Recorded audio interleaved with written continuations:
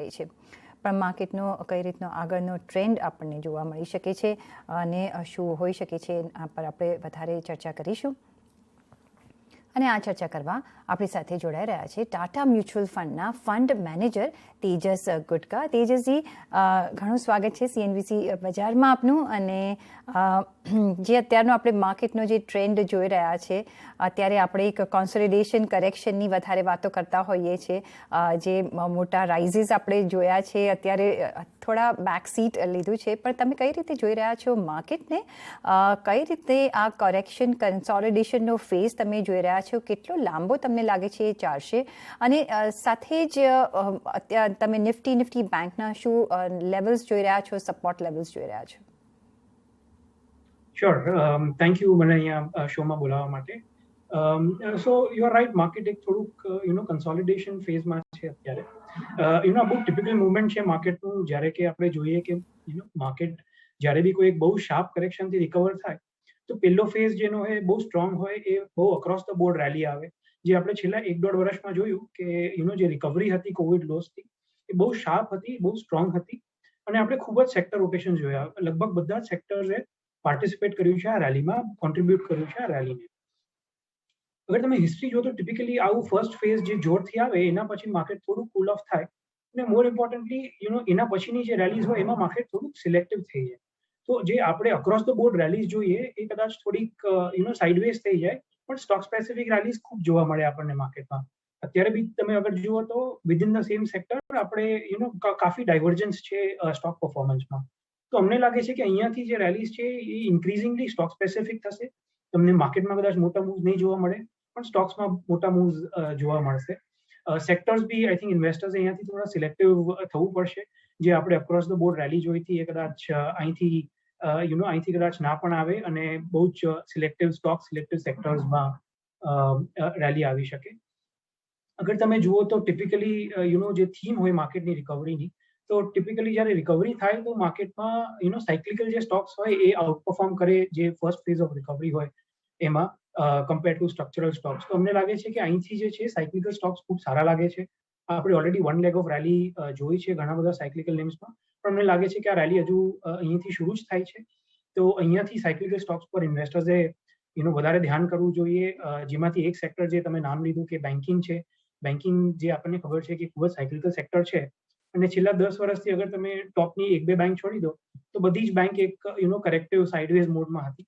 તો અમને લાગે છે કે અહીંયાથી નેક્સ્ટ 2-3 વર્ષ બેન્કિંગ જે છે ખૂબ જ સારું કરશે. એસ્પેશિયલી અગર આપણે ટોપ 1-2 પ્રાઇવેટ બેંક છોડી દઈએ તો બાકી જે પબ્લિક અને પ્રાઇવેટ બેંક્સ છે એમાં અમને લાગે છે કે ખૂબ જ સારા રિટર્ન્સ બનશે ઇન્વેસ્ટર્સને. એબ્સોલ્યુટલી, કારણ કે અત્યારના જે બેંક નિફ્ટીને બી આપણે જે મૂવમેન્ટ જોઈ છે પાછલા દિવસોમાં, એક સારી એમણે મૂવમેન્ટ દેખાડી છે. જે પાછળ રહી ગયો હતો, આઈ થિંક બધું જ કવરઅપ કરીને માર્કેટને એક નવા હાઈ તરફ બેંક નિફ્ટી લઈ ગયું છે. ઓફકોર્સ અત્યારે એક જે કૂલ ઓફ પીરિયડ ચાલી રહ્યો છે એની પણ અસર દેખાઈ રહી છે. પણ તેજસ્વી, તમને શું લાગે છે કે હવે એક જે બીજી ચિંતા સતાવી રહી છે જે ઇન્ફ્લેશનની? આપણે જોયું કે CPI અને WPIના જે આંકડા આવતા જોવા મળ્યા છે, અને WPIના આંકડા વધારે મનાતા હોય છે ગ્લોબલી પણ, જે અહીંયા ઇન્વેસ્ટમેન્ટ કરવા ઈચ્છતા હોય તે. કઈ રીતે જુઓ છો? શું ઇન્ફ્લેશનની ઓફકોર્સ સિચ્યુએશન વર્લ્ડ ઓવરમાં ખરાબ છે, પણ આપણે જો આપણા દેશની વાત કરીએ તો તમને શું લાગે છે કે શું રેટ્સમાં શું કોઈ ફેરફાર આપણે નજીકના ફ્યુચરમાં જોઈ શકીશું? અને કઈ રીતનો ટ્રેન્ડ પછી માર્કેટમાં આપણને જોવા મળી શકે છે? શ્યોર. તો જેમ તમે કીધું એમ કે અત્યારે ખૂબ જ ડાયવર્જન્સ છે. જે WPI જે હોલસેલ ઇન્ફ્લેશન છે અને CPI જે કન્ઝ્યુમર ઇન્ફ્લેશન છે, એમાં આપણે WPI ની કદાચ ઓલ ટાઈમ હાઈ 2 પ્રિન્ટ્સ જોઈ છે છેલ્લા 3-4 મહિનામાં, જ્યારે કે CPI કાફી કમ્ફર્ટેબલ રેન્જમાં છે. જે RBI નું કમ્ફર્ટ ઝોન છે હજી એની અંદર જ છે. પણ અમને લાગે છે કે હવે જેમ કોર્પોરેટ્સ આ ક્વાર્ટરના કોલમાં આપણે સાંભળ્યું, ઘણા બધા કોર્પોરેટ્સે કીધું છે કે અમે ખાસી એવી પ્રાઇસ હાઇક લીધી છે, 10-15% પ્રાઇસ હાઇક લીધી છે કદાચ, અને હજી 8-10% લેશું.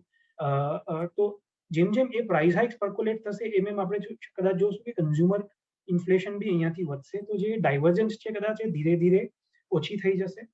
અને જેમ તમે કીધું કે આ ઇન્ડિયા સેન્ટ્રિક ફિનોમિના નથી, આ આપણે ગ્લોબલી જોઈએ છે. આપણે ચાઇનામાં બી જોયું, આપણે યુએસની પ્રિન્ટ્સ બી જોઈ. તો બધે જ ઇન્ફ્લેશન સતાવે છે, અને કદાચ માર્કેટને બી એ કદાચ થોડી વરી છે, અને દેટ ઇઝ વાય આપણે થોડું સાઇડવેઝ મૂવમેન્ટ જોઈએ છે માર્કેટમાં. અત્યારે અમને એવું લાગે છે કે એઝ ઓફ નાઉ જે મોટી ડિબેટ ચાલુ છે ઇન્ફ્લેશનમાં એ છે કે ઇન્ફ્લેશન ટ્રાન્ઝિયન્ટ છે કે આ પરમનન્ટ છે, આ લોંગ ટર્મ ઇન્ફ્લેશન આપણે અહીંયાથી જોઈ રહ્યા છે. અમને લાગે છે કે કદાચ આપણે શોર્ટ ટર્મમાં બહુ સ્ટ્રોંગ ડિમાન્ડ સ્પોટ જોયું છે છેલ્લા એકાદ વર્ષમાં, કેમ કે બહુ બધું મોનેટરી સ્ટિમ્યુલસ મળ્યું છે અલગ અલગ દેશોમાં. અત્યારે જોબ માર્કેટ બી હોટ છે બધા દેશોમાં. આપણે ત્યાં બી તમે જુઓ તો આઈટીમાં જેમ આપણે સાંભળીએ છીએ કે જોબ માર્કેટ ખૂબ જ હોટ છે. તો એના કારણે બી અમને લાગે છે કે થોડુંક ડિમાન્ડ પર એક એક્સ્ટ્રાઓર્ડિનરી ઇમ્પેક્ટ છે, જેના કારણે થોડું ઇન્ફ્લેશન ઉપર છે. ઓન ધી અધર હેન્ડ અગર તમે સપ્લાય સાઇડ જુઓ તો સપ્લાય સાઇડ પર બી ઘણા બધા કન્સ્ટ્રેન્ટ્સ છે. આપણે જોયું છે કન્ટેનર અવેલેબિલિટીની ઇશ્યુ છે, ઘણી બધી સપ્લાય ચેન્સ ડિસ્ટર્બ થઈ ગઈ છે લાસ્ટ વર્ષ. ઘણા બધા કન્ટ્રીઝમાં નવા સપ્લાય ચેન્સ ઉભા થઈ રહ્યા છે. તો એના કારણે બી થોડું ડિસ્રપ્શન છે અત્યારે, અને એના કારણે બી પ્રાઇસીસ થોડા ઉપર છે. અમને લાગે છે કે ઇન્ફ્લેશનની જે ટ્રેજેક્ટરી છે એનું જે સૌથી બેસ્ટ ઇન્ડિકેટર હોય એ બોન્ડ yields હોય. અત્યારે તમે જુઓ તો બોન્ડ yields મોર ઓર લેસ બધી સ્ટેડી છે. તો અત્યારે તો બોન્ડ માર્કેટ આપણને બતાવે છે કે કદાચ આ ઇન્ફ્લેશન ટ્રાન્ઝિયન્ટ છે, કદાચ આપણે એક વેઇટ એન્ડ વોચ મોડમાં છે, અને ધેરફોર અત્યારે બહુ બધી વરી નથી ઇન્ફ્લેશનના ફ્રન્ટ પર. અગર આપણે મેક્રો ઇકોનોમિક થિયરી જોઈએ તો મેક્રો ઇકોનોમિક થિયરી કે છે કે ટિપિકલી જ્યારે સેન્ટ્રલ બેંક્સ બહુ બધા પૈસા પ્રિન્ટ કરે, જ્યારે આપણે મોનેટરી એક્સપાન્શન જોઈએ તો એના પછી ઇન્ફ્લેશનમાં ખૂબ જ વધાર આવે છે. પણ આપણે જોઈએ છે કે છેલ્લા 10 વર્ષથી ગ્લોબલી સેન્ટ્રલ બેંક્સની બેલેન્સ શીટ વધી રહી છે, મોનેટરી ઇઝિંગ ચાલુ છે, અને એના પછી બહુ ઇન્ફ્લેશન આવ્યું નથી. તો આ બી એક ડેટા પોઈન્ટ ધ્યાનમાં રાખવો લાયક છે કે કદાચ જે અત્યારે આપણે જોઈ રહ્યા છે એ કદાચ થોડું ટ્રાન્ઝિયન્ટ છે, થોડું કોમોડિટી ડ્રિવન છે, અને કદાચ over a period of time A smooth out થઈ જશે. હવે કે આપણે જોઈએ કે ઇન્ફ્લેશનનું જે માર્કેટ પર શું ઇમ્પેક્ટ છે, તો ટિપિકલી તમે જુઓ તો હિસ્ટોરિકલી અગર તમે જુઓ તો ઇન્ફ્લેશન જ્યારે શરૂમાં વધવા લાગે તો એ માર્કેટ માટે સારું હોય છે. મોસ્ટ કોર્પોરેટ્સ, જેમ કે આપણે હમણાં વાત કરી કે કોર્પોરેટ્સ જે કોસ્ટ ઇન્ફ્લેશન છે પાસ ઓન કરે છે. તો ઇનિશિયલી ઇઝી હોય કોર્પોરેટ્સ માટે કોસ્ટ ઇન્ફ્લેશન પાસ ઓન કરવું. આપણે એક રિકવરી ફેઝથી જઈ રહ્યા છે તો ડિમાન્ડ બી બહુ સ્ટ્રોંગ છે. તો આવા સ્ટ્રોંગ ડિમાન્ડ એન્વાયરમેન્ટમાં જે ઇન્ફ્લેશન પાસ ઓન કરવું છે કોર્પોરેટ્સ માટે ઇઝી છે. જે કમોડિટી સેક્ટરને કારણે ઇન્ફ્લેશન આવ્યું છે તો આપણે જોયું કે કમોડિટી કંપનીઝની પ્રોફિટેબિલિટી ખૂબ વધી ગઈ, એમની બેલેન્સ શીટ સ્ટ્રોંગ થઈ ગઈ. તો આના કારણે જે છે એમનું કેપેક્સ પ્લાન્સ હવે આગળ જઈને વધશે. તો જે ઓવરઓલ ઇકોનોમિક ગ્રોથ છે એ ઇમ્પ્રુવ થશે, બીકોઝ આપણે મોટા કેપિટલ એક્સપેન્ડિચર જોશું આપણી ઇકોનોમીમાં, જે કદાચ આપણે છેલ્લા 10 વર્ષથી આપણી ઇકોનોમીમાં નથી જોયા.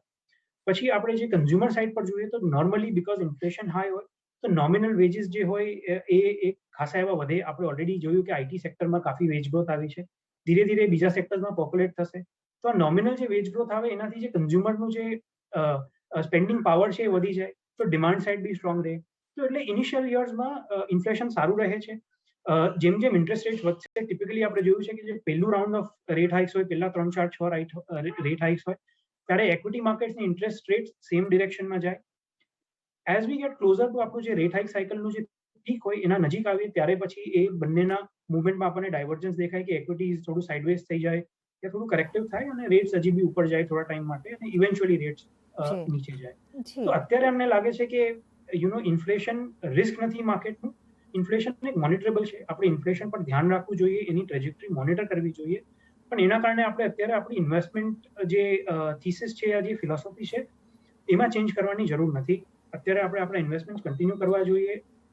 અહીંયાથી મીડિયમ ટર્મ અમને લાગે છે કે માર્કેટ સારું રહેશે, અને therefore investor should remain invested. જ્યારે બી લાગે કે ઇન્ફ્લેશન થોડું આઉટ ઓફ હેન્ડ થાય છે, યા રેટ હાઇકની જે પેસ છે બહુ ફાસ્ટ થાય છે, ત્યારે કદાચ થોડું કોશન બરતવાની જરૂર છે. પણ અત્યારે અમને નથી લાગતું કે જી તેજસ્વી, ઓફકોર્સ તો અત્યારે તો એવું લાગતું નથી. પણ આ બધા જે તમે સિનારીઓ કીધા એ તમને જોતા તમે કયા સેક્ટર્સ પર વધારે બુલિશ છો કે જે હજી અંડર પ્લેટ છે, અને કયા સેક્ટર્સ એવા છે કે આઉટ પરફોર્મ કરી ચૂક્યા છે ને ત્યાં પ્રોફિટ બુક કરી લેવો જોઈએ?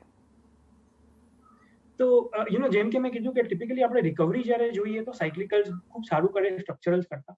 તો એટલે અમને લાગે છે કે જે સાયક્લિકલ સેક્ટર્સ છે આપણા કન્ટ્રીના, એમાં ઇન્વેસ્ટર્સે થોડું પોઝિટિવ રહેવું જોઈએ. these are sectors like banking છે, ઓટોમોબાઈલ્સ છે, ઇન્ડસ્ટ્રીયલ્સ છે, કેપિટલ ગુડ્સ, મટીરિયલ્સ છે, આપણી સિમેન્ટ કંપનીઝ જેવું છે. તો અમને લાગે છે આ બધા સેક્ટર્સ સારા કરશે. રિયલ એસ્ટેટ બી એક સેગમેન્ટ છે જ્યાં આપણે જોઈએ છે કે ધીરે ધીરે એક રિકવરી આવે છે, તો એ બી એક સેક્ટર છે જે સારું કરશે. એના પછી આપણે જોઈએ તો ટિપિકલી આઈટી ફાર્માને થોડા ડિફેન્સિવ કન્સિડર કરાય, પણ અમને લાગે છે કે અત્યારે આ બંને સેક્ટર્સમાં એક પોતાની જ અપસાઇકલ ચાલુ છે, અને ધેરફોર સિલેક્ટિવલી આ સેક્ટર્સમાં બી ઇન્વેસ્ટર્સ ધ્યાન રાખી શકે. ઓબ્વિયસલી સ્પેશિયલી આઈટીમાં થોડા નેમ્સમાં વેલ્યુએશન્સ થોડા સ્ટ્રેચ છે, એટલે one has to be a little careful કે તમે ક્યાં નિવેશ કરો છો. બટ બટ ડિરેક્શનલી અમને આ બંને સેક્ટર્સ સારા લાગે છે, ફંડામેન્ટલી બહુ સ્ટ્રોંગ લાગે છે. ઓકે, પછી આપણે જોઈએ તો વેલ્યુએશન પર્સપેક્ટિવથી જે આપણી પીએસયુ બાસ્કેટ છે, જે છેલ્લા આઈ થિંક 8-10 વર્ષથી બહુ જ અંડર પરફોર્મ કર્યું છે, અમને લાગે છે એ સેક્ટરમાં બી થોડું ધ્યાન કરવું જોઈએ. પીએસયુ બાસ્કેટમાં ઘણી બધી એવી કંપનીઝ છે જે સારા બિઝનેસ છે, ડિસન્ટ આરઓઈસ જનરેટ કરે છે, અને બહુ એફિશિયન્ટલી એ બિઝનેસીસ રન થાય છે. તો અમને લાગે છે કે એમાં પીએસયુ બાસ્કેટમાં સિલેક્ટિવલી તમે બેન્કિંગ નેમ્સ જો, થોડી યુટિલિટી સ્ટોક્સ જો, યા થોડા કેપિટલ ગુડ સેક્ટર્સ યા ડિફેન્સ વાળા જે સ્ટોક્સ છે, એ બી અમને કાફી અટ્રેક્ટિવ લાગે છે. એબ્સોલ્યુટલી.